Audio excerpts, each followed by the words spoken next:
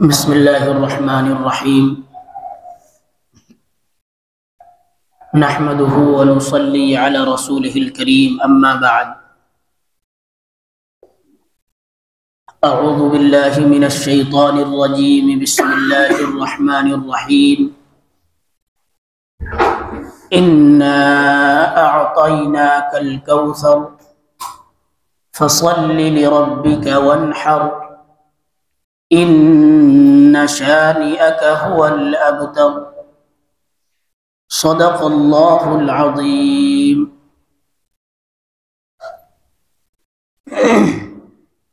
मेरे मुहतरम बुजुर्गों और दोस्तों, ये सूरत जो आपके सामने पढ़ी गई है, इसका नाम है सूरह अल कौसर।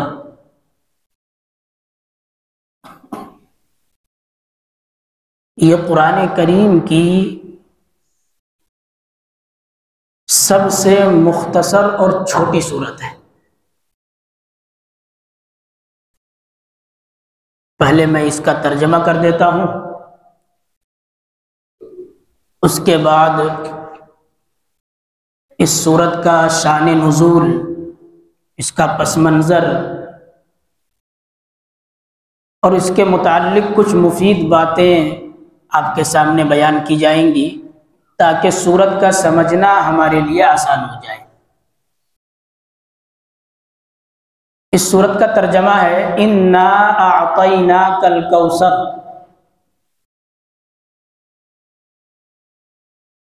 ए मेरे महबूब, यकीनन हमने आपको कौसर अता फरमाई है। फसल्लि लिरब्बिका वन्हर, लिहाजा आप अपने परवरदिगार के लिए नमाज पढ़िए और कुर्बानी कीजिए।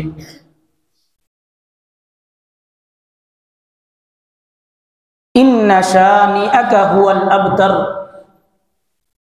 बिलाशुबा आपका दुश्मन ही बेनामो निशान है। ये इस सूरत का तर्जमा है।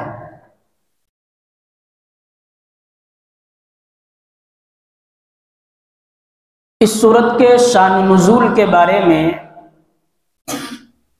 उलमा ने लिखा है कि जब हज़रत खदीजा रज़ी अल्लाह अन्हा से आप अलैहिस्सलातु वस्सलाम का निकाह हुआ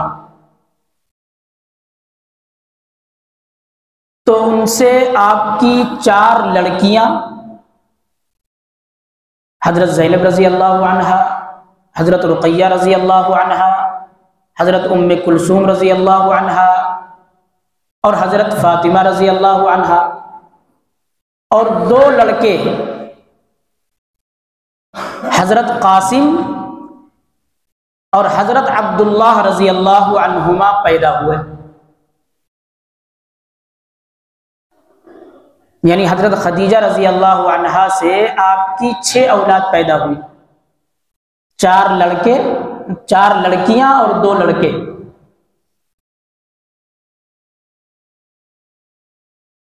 लड़कियां तो सब अल्हम्दुलिल्लाह जिंदा और बाहयात रही और उनकी उम्रें भी लंबी हुई, लेकिन आपके दोनों लड़के बचपन ही में वफात पा गए।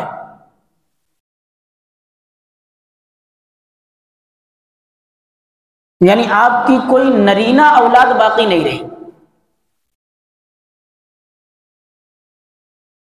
जिस शख्स की कोई नरीना औलाद बाकी ना रहे तो अरब के लोग उसे अबतर कहा करते थे। क्या कहते थे? अबतर। उनका यह गुमान था कि मरने के बाद यह शख्स बेनामो निशान हो जाएगा, इसकी नस्ल आगे नहीं चलेगी, इसका कोई नाम लेने वाला नहीं होगा। चुनांचे जब आप अलैहिस्सलातु वस्सलाम के दो दो साहबजादे का इंतकाल हो गया तो मक्के के कुफार और काफिरों में खुशी की लहर दौड़ गई।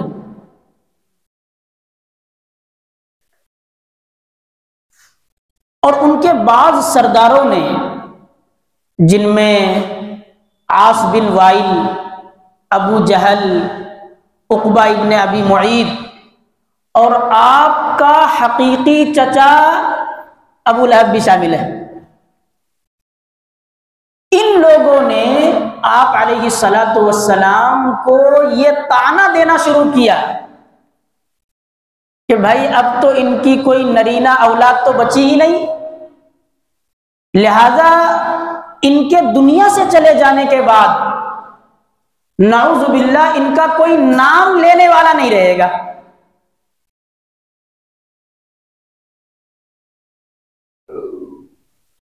इनका मिशन, इनकी तहरीक और इनका दीन खुद ब खुद खत्म हो जाएगा। अब थोड़ी देर के लिए सोचिए कि एक के बाद एक बेटे की वफात की वजह से आप अलैहिस्सलातु वस्सलाम पर किस कदर गमों का पहाड़ टूटा होगा। इस मौके पर होना तो यह चाहिए कि आपके अजीज़ो अकारीब, आपके रिश्तेदार, कबीले और बिरादरी के लोग आपको तसल्ली देते,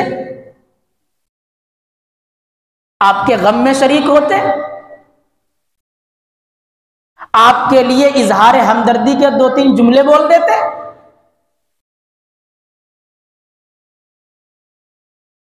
लेकिन कुफ्फारे मक्का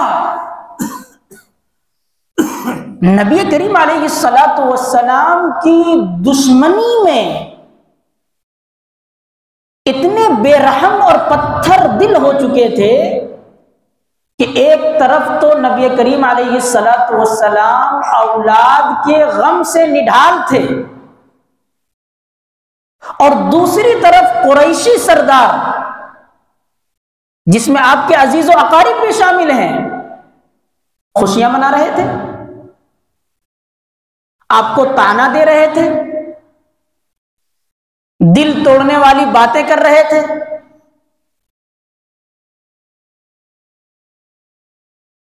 ऐसे दिल शिकन हालात में अल्लाह रब्बुल इज्जत ने आपको तसल्ली देने के लिए, दुश्मनों की बातों का जवाब देने के लिए यह सूरत आप पर नाजिल फरमाई।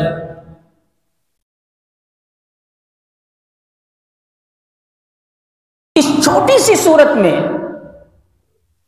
अल्लाह रब्बुल इज्जत की जानिब से आप अलैहिस्सलातु वस्सलाम को दो खुशखबरियां दी गई हैं और साथ ही साथ दो हुक्म भी दिए गए। अल्लाह की तरफ से सबसे पहली खुशखबरी यह सुनाई गई, इन्ना अअतैना कल कौसर,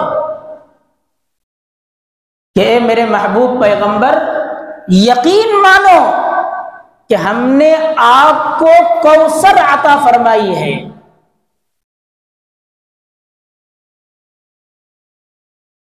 कौसर के माना है खैर कसीर, यानी बहुत ज्यादा भलाई और बेहतरी।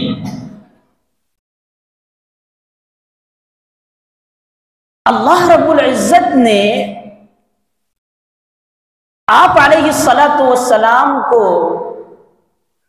दुनियावी, उखरवी, जाहिरी, बातिनी, मादी और रूहानी हर एतबार से बेशुमार खूबियों और भलाइयों से नवाजा था। चुनांचे आपको नबी बनाया, तमाम नबियों और रसूलों का सरदार बनाया, कुरान करीम जैसी अजीम शान किताब अता फरमाई,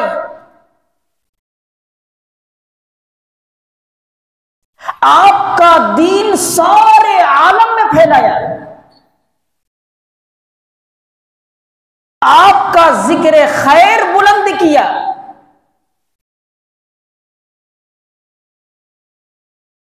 मकाम महमूद और शफाअत कुबरा अता फरमाया, नहरे कौसर और हौजे कौसर जैसी अजीम नेमत अता फरमाई, जिस हौजे कौसर के बारे में हदीस शरीफ में आता है, अल्लाह के नबी अलैहिस्सलातु वस्सलाम ने फरमाया कि इस हौज का पानी दूध से ज्यादा सफेद, शहद से ज्यादा मीठा और बर्फ से ज्यादा ठंडा होगा।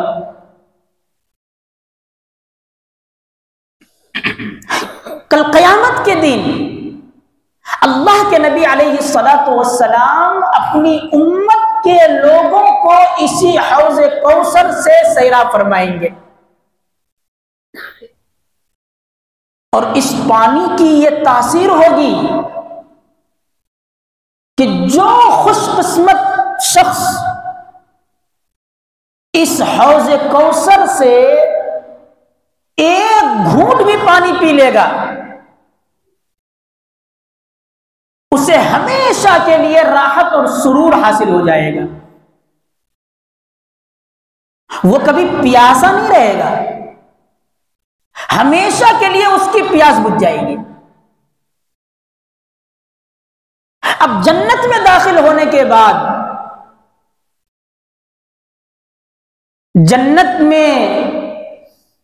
जन्नत के जो मशरूबात पिएंगे वो प्यास बुझाने के लिए नहीं, बल्कि लज्जत के तौर पर, मजे लेने के लिए।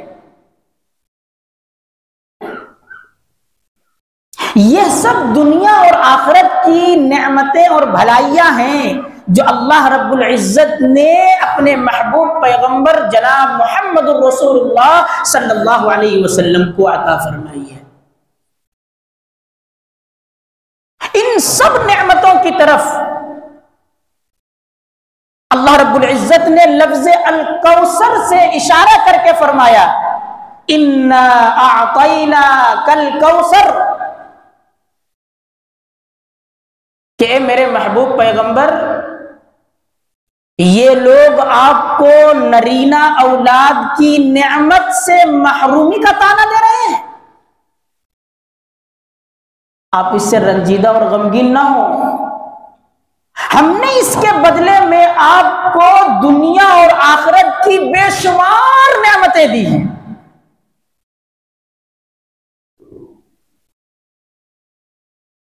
अब आगे फरमाया, फसल्ली लिरब्बिका वन्हर, कि मेरे महबूब, जब हमने आपको कौसर अता फरमाई है, दुनिया और आखिरत की अजीमुशान नेमतें अता फरमाई हैं, तो अब आपका यह फरीजा बनता है कि आप इसका शुक्राना अदा कीजिए और अल्लाह की नेमतों का शुक्र अदा करने का सबसे बेहतरीन तरीका यह है कि आप अपने परवरदिगार के लिए नमाज पढ़िए और कुर्बानी कीजिए। देखिए, नमाज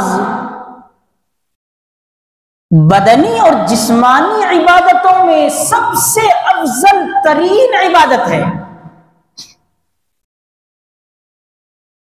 शुक्र अदा करने के जितने भी तरीके हो सकते हैं, जितनी भी सूरतें हो सकती हैं, वो सब सूरतें नमाज में मौजूद हैं। इसलिए खास तौर पर नमाज का तज़किरा किया गया और कुर्बानी का तज़किरा इसलिए किया गया कि कुफ्फार और मुशरिकीन बुतों को खुश करने के लिए उनके नाम की कुर्बानियां क्या करते थे। उनके नाम पर जानवर ज़बह किया करते थे, जो कि एक गलत तरीका था। इस गलत तरीके की इस्लाह के लिए और पूरी दुनिया के सामने सही तरीका पेश करने के लिए अल्लाह रब्बुल इज्जत ने अपने महबूब पैगंबर को यह हुक्म दिया कि आप अपने परवरदिगार के नाम की कुर्बानी कीजिए।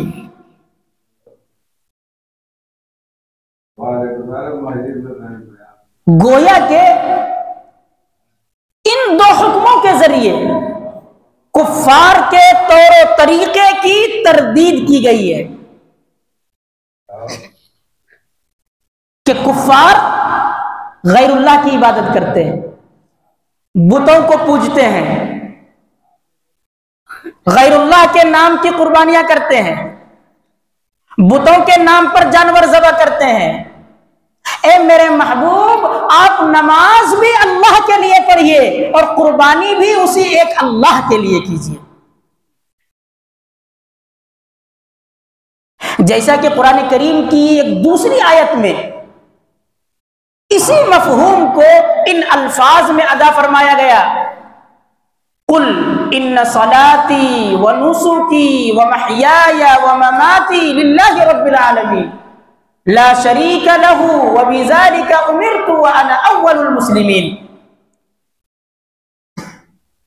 अल्लाह ताला फरमाते हैं कि मेरे महबूब, आप ये ऐलान कर दीजिए, लोगों को बता दीजिए कि मेरी नमाज, मेरी कुर्बानी, मेरा जीना और मेरा मरना सब कुछ अल्लाह रब्बुल आलमीन के लिए है। उसका कोई शरीक नहीं है, उसका कोई साझी नहीं है, और मुझे इसी बात का हुक्म दिया गया है और मैं उस अल्लाह के सामने सबसे पहले झुकने वाला हूं।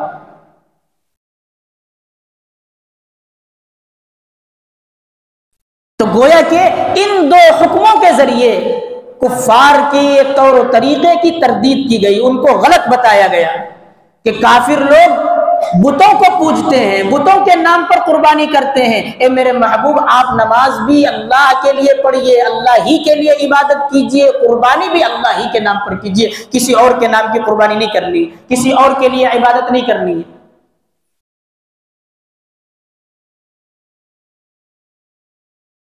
और आगे तीसरी और आखिरी आयत में अल्लाह रब्बुल इज्जत ने दुश्मनों के तानों के जवाब में तसल्ली देने के लिए आपको यह खुशखबरी सुनाई, इन्ना शानिअका हुवल अबतर, कि मेरे महबूब यकीनन आपका दुश्मन ही बेनामो निशान रहेगा।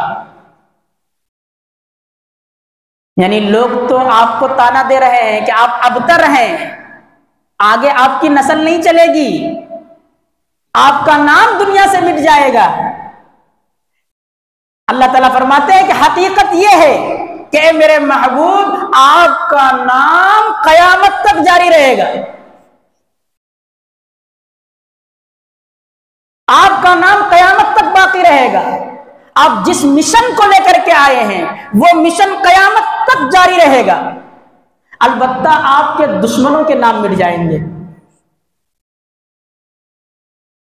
आज दुनिया में इस हकीकत को सर की आंखों से देखा जा सकता है कि रात और दिन का कोई भी लम्हा ऐसा नहीं है जिसमें कुछ न कुछ अहले ईमान आप अलैहिस्सलातु वस्सलाम पर दरूद न भेजते हो, सलाम न भेजते हो, आपकी रिसालत की गवाही न दे रहे हो। दुनिया के 1 अरब से जायद इंसानों में सबसे ज्यादा महबूब और प्यारा नाम किसका है? आप अलैहिस्सलातु वस्सलाम का नाम है। इसके अलावा अल्लाह रब्बुल इज्जत ने अपने नाम के साथ आप अलैहिस्सलातु वस्सलाम का नाम इस तरह मिला दिया है कि हुजूर के जमाने से लेकर आज तक और आज से लेकर के कयामत तक अजान में, इकामत में, खुतबा में, नमाज में जब भी अल्लाह का नाम लिया जाता है, अल्लाह के नबी अलैहिस्सलातु वस्सलाम का भी नाम लिया जाता है और कयामत तक लिया जाता रहेगा इंशाअल्लाह। इतना बुलंद मकाम अल्लाह रब्बुल इज्जत ने अपने महबूब पैगंबर जनाब मोहम्मद रसूलुल्लाह सल्लल्लाहु अलैहि वसल्लम को अता फरमाया है कि इस कायनात में किसी मखलूक को यह बुलंद मकाम मुयस्सर नहीं हुआ।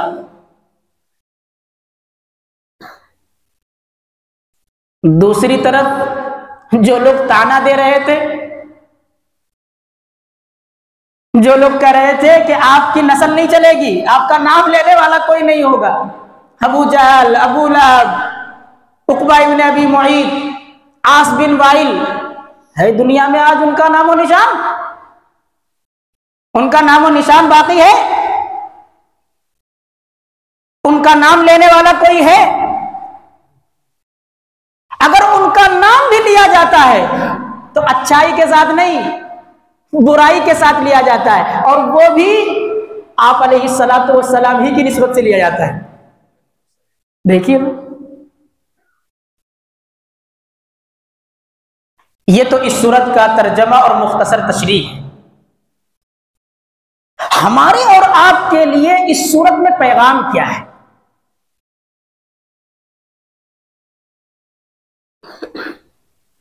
हमारे और आपके लिए इस सूरत का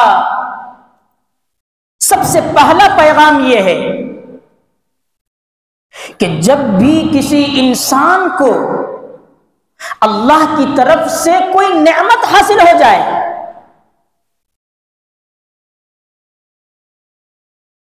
तो उस नेमत का शुक्र सिर्फ जबान ही से नहीं बल्कि अमल से भी होना चाहिए। और इसका सबसे उम्दा और बेहतर तरीका यह है कि नमाज शुक्राना अदा कीजिए। शुक्राने के तौर पर 2 रकात नफल पढ़ लीजिए। तो पहला सबक तो यह है कि कोई भी नेमत हासिल हो जाए तो उस नेमत का शुक्र सिर्फ जबान ही से नहीं बल्कि अमल से भी अदा करना है। और दूसरा पैगाम यह है कि इंसान जो भी इबादत करे वो अल्लाह के लिए करे, गैरुल्लाह के लिए या दूसरों को दिखाने के लिए, अपनी शोहरत और नामवरी के लिए न करे, बल्कि महज अल्लाह की रिजा हासिल करने के लिए करे।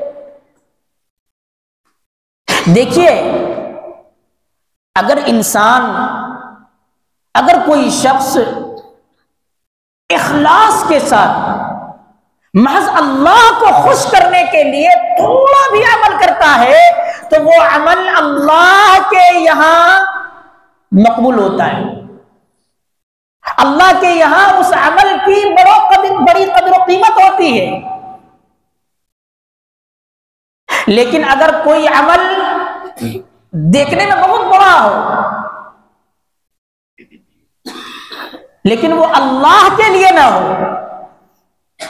उसमें नामो नमूद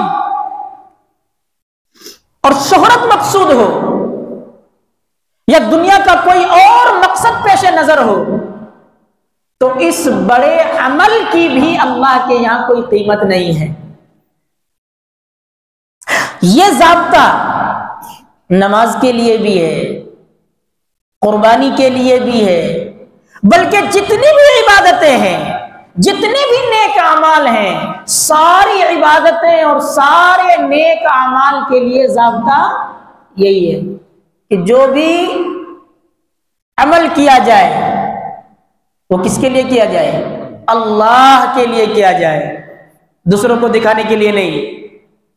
इसलिए हर इंसान को ये कोशिश करनी चाहिए कि जब भी वो कोई नेक अमल करे, चाहे छोटा हो या बड़ा हो, वो अल्लाह को राजी करने के लिए करे।